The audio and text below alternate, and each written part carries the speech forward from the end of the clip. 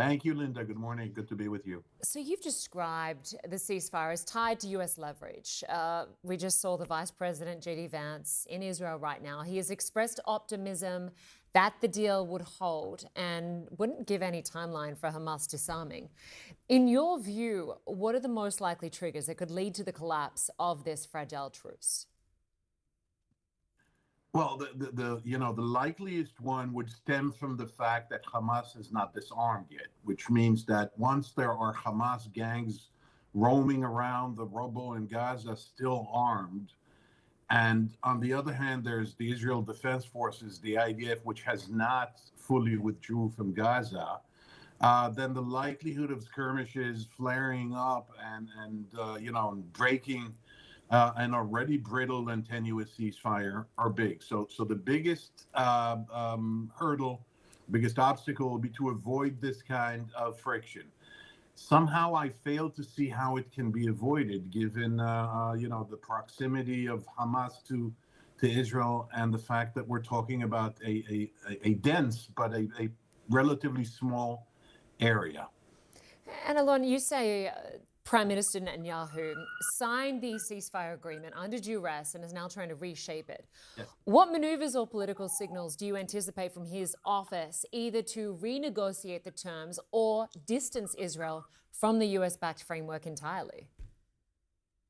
Well, okay, so from a broad perspective, Linda, I think that not only did he sign this under duress and against his better judgment and will, he's actually banking on, depending on Hamas to violate the ceasefire.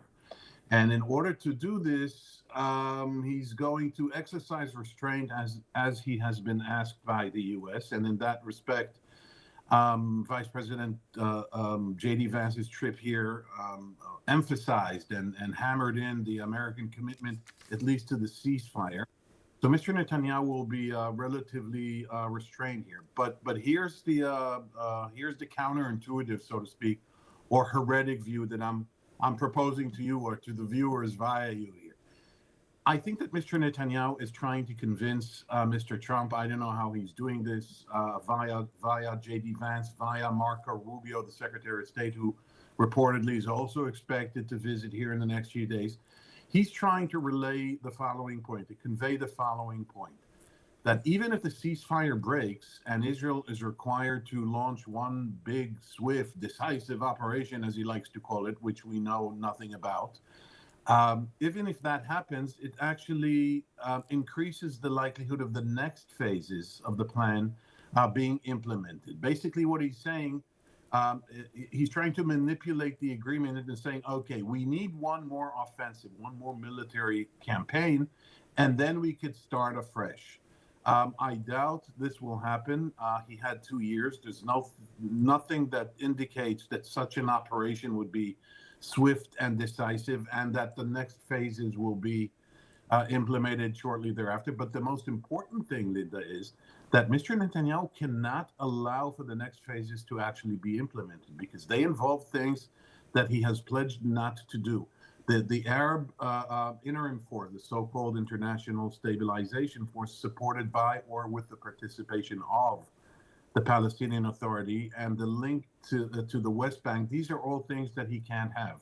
And so I think what he's trying to do now is to stabilize the ceasefire for a few days, wait for Hamas to violate it, exercise restraint until he's going to say enough is enough. He's going to rely on what, say, President Trump said yesterday, that if Hamas violate the ceasefire, their end will be fast and furious or something to that extent. So I think the next few days in terms of the ceasefire are critical, but I don't at this point, Linda, I'm very skeptical. I don't at this point see how the next phases can and will be implemented. You've also argued, in terms of the military restraint, that there are sources or signals that suggest internal friction between the political leadership and the military command. What are you hearing about that? Right. Well, look, about a month and a half ago, we all had this conversation. I think you and I had this conversation on your show, that the military expressed dire reservations, warning against the consequences of a big, comprehensive military campaign to encircle and then occupy Gaza City. The military said to Netanyahu, A, we're not equipped to do that for a long period of time, and B, it would result inevitably in a long-term occupation. And there was this whole confrontation that spilled out in the public domain, with the chief of staff saying that the government is not aware of what it is doing and they're not weighing the ramifications and implications properly, and the government saying that the military should just do what it is being told, etc. In the meantime, this entire agreement came to fruition and it came to live in fruition. And by the way, the agreement was done by virtue of President Trump becoming engaged following the attack Israel launched, the failed attack Israel launched in Qatar on September 9th, which angered Mr. Trump. That I'm mentioning that, Linda, only because the military opposed that attack as well. Reportedly, again, I wasn't in the room, of course. The chief of staff expressed his reservations and doubts on the efficacy of such and the wisdom of such an attack. Anyway, since then, there's an agreement, so the Gaza operation is no longer on the table. The question is, if the ceasefire is broken, per what we just discussed a moment ago, will the military then be instructed to complete this encirclement and occupation of Gaza City?